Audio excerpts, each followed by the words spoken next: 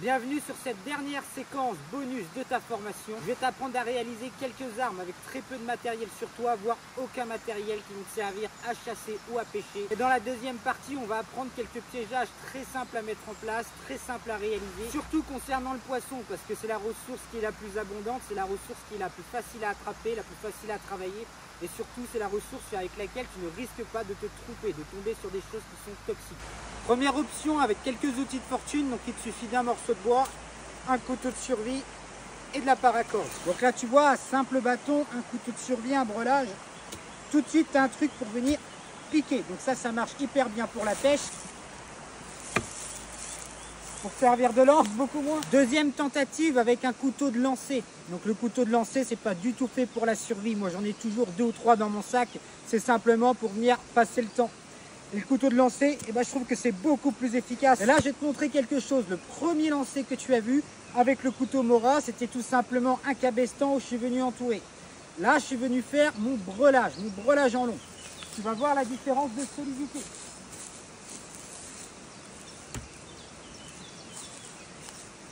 Il n'y a pas photo. C'est même mal à l'enlever. Voilà pourquoi le brelage c'est hyper important, tu vois, même sur un petit mammifère qui serait passé par là, un petit piaf, quoi que ce soit, tu viens lui faire sa fête. Et du coup, pourquoi le couteau de lancer? Tout simplement parce que c'est hyper léger à transporter les couteaux de lancer. Ça sert quand tu te fais chier sur le camp pour passer le temps. Et surtout, comme c'est hyper léger, hyper maniable, c'est tout plat. Du coup, tu peux venir faire ton encoche et venir vraiment bien apposer la lame à plat sur ton bâton. Et ça change tout.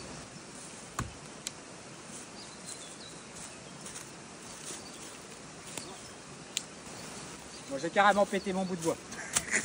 Et le couteau est là. Hein. On a aussi l'option double lame quand tu as accès à ton couteau de lancer et un couteau de survie. Pourquoi? Tu essaieras un jour de chasser comme ça du poisson au harpon.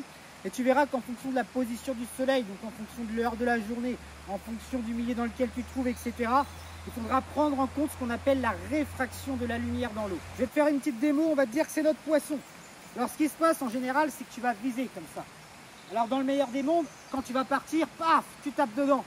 Sauf qu'en fait, ce qui se passe avec la réfraction de la lumière dans l'eau, c'est que toi, tu vois le poisson ici, et le temps que tu tires, tu vas atterrir complètement à côté. Parce qu'en fin de compte, le poisson, sa position exacte était déjà là au départ. Alors en plus, il va nager, il va bouger, surtout s'il doit venir. Le poisson, il sera arrivé là au moment où toi, tu as tapé. Donc, tu dois prendre en compte la réfraction dans l'eau. Je vise un petit peu plus à gauche ou un petit peu plus à droite en fonction des essais que j'ai essayés. Donc là, je vise un petit peu plus à gauche, j'anticipe le mouvement de mon poisson et là, je tape.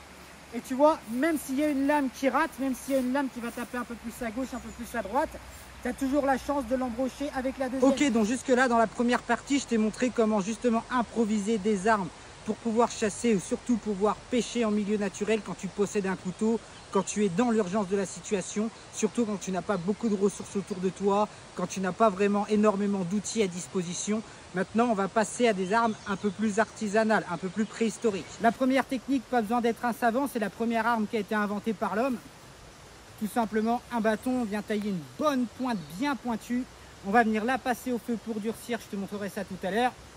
Et on attaque. Donc là, tu vois, on a un truc qui est bien plat de chaque côté. On reviendra travailler à la fin, forcément. Et là, je vais venir tailler ma première pointe, ma première lame. Et là, pareil, la petite pointe qu'on a fabriquée tout à l'heure, je vais faire la même chose. Je vais la passer dans le feu. Là, tu vois, pareil, notre pointe, on l'a passée au feu.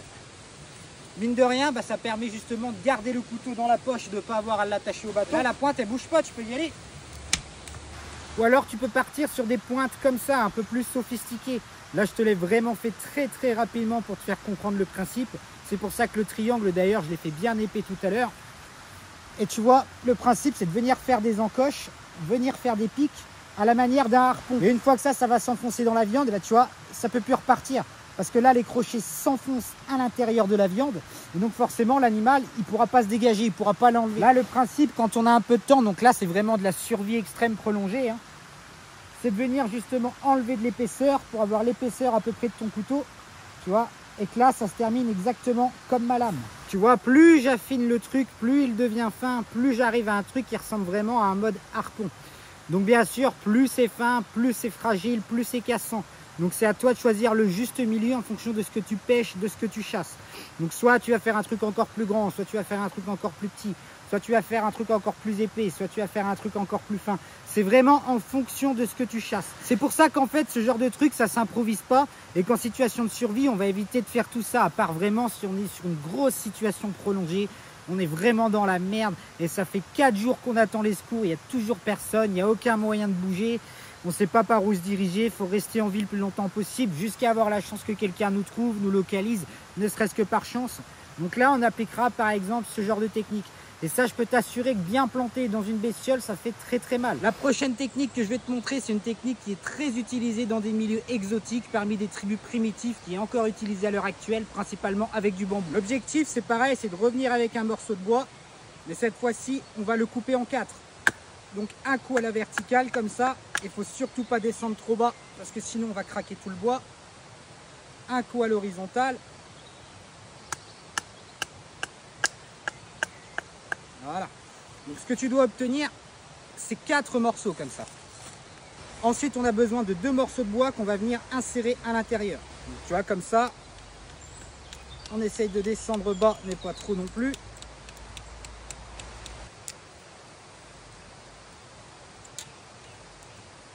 Donc tu dois obtenir quelque chose comme ça. Tu as mis.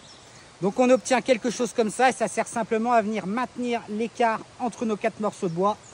Tu peux venir ici faire un breulage justement pour sécuriser. Et maintenant on va simplement venir tailler nos 4 extrémités en pointe. Donc voilà ce que ça donne. On peut venir travailler un peu plus les pointes. Là moi je ne vais pas m'en servir, c'est pour l'exemple. Et ça on va aller le passer au feu. Je vais te montrer tout à l'heure ce que ça veut dire. Et l'objectif avec les 4 pointes, c'est simplement hop, de venir taper, de venir attaquer, alors soit du poisson, soit des crustacés. Passer une arme au feu, c'est quoi? C'est passer tes pointes comme ça au-dessus du feu, toujours en tournant, toujours en effectuant des rotations, mais jamais directement dans le feu. Ce qu'on ne veut pas justement, c'est calciner, transformer en charbon nos pointes. Nous, on veut juste évacuer un maximum possible d'eau, afin de pouvoir rendre les pointes beaucoup plus dures, beaucoup plus denses. Je les passe à peine. Si ça noircit trop, c'est que tu es trop près du feu. Donc là, tu vois, c'est passé au feu. C'est beaucoup plus solide. D'ailleurs, ça s'entend au bruit. Je ne sais pas si tu entends avec la rivière. Et là, tu peux arriver. Là, tu peux planter. Là. Tu vois, ça ne bouge pas. Hein.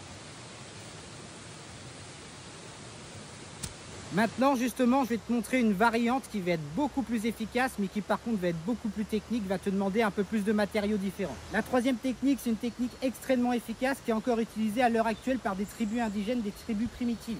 Et on va repartir sur la base de notre pieu. J'ai fini ma préparation sommaire, donc là ce qu'on va avoir besoin en plus, c'est 4 baguettes de bois comme ça, avec une certaine épaisseur. Et on va venir tailler 4 petits pieux. Tu vas comprendre pourquoi. Maintenant ce qu'on va faire, c'est qu'on va faire des encoches et on va venir les incorporer à l'intérieur dans ce sens-là. Et voilà l'animal en question. Donc tu as vu, j'ai été faire mon breulage pour mettre mes 4 baguettes sur le côté et j'ai fait des encoches.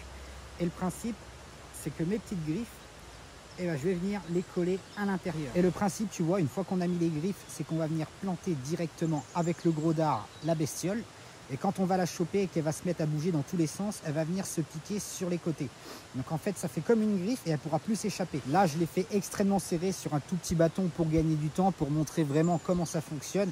Mais sinon, bien évidemment, si tu vises des proies plus larges, il te faudra des baguettes beaucoup plus larges, afin d'avoir un écart beaucoup plus conséquent. Et maintenant, je vais t'apprendre à faire de la colle pour pouvoir les coller. Donc pour faire de la colle, on en revient exactement au même matériau à chaque fois. J'ai besoin de la résine de pin que j'ai récoltée, donc que je t'ai montré dans les épisodes précédents. Et j'ai besoin de charbon, donc que je suis venu piler et mettre en poudre. Et j'ai besoin bien sûr d'un récipient capable de supporter le feu. Donc il ne me reste plus qu'à allumer un feu.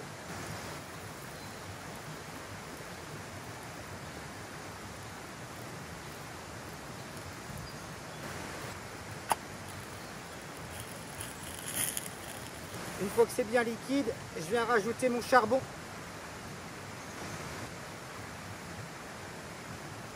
Là, on va obtenir une colle comme ça, de consistance et de couleur noire. Donc quand je dis de la colle, c'est pas de la super glue. Et ma pâte là, je vais venir la rentrer dans mes encoches. Et je viens placer ce que je veux solidifier à l'intérieur. Donc là tu vois, ça y est, ça tient, ça bouge plus. Je suis venu coller, hop, toutes mes extrémités à l'intérieur.